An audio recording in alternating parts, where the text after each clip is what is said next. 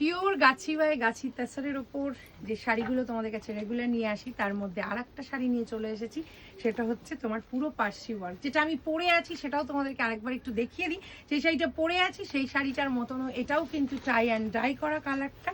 শাড়িটা শুধু একবার দেখো, অপূর্ব দেখতে। আবার বলবো শাড়ির কালার কম্বিনেশন ভীষণ সুন্দর।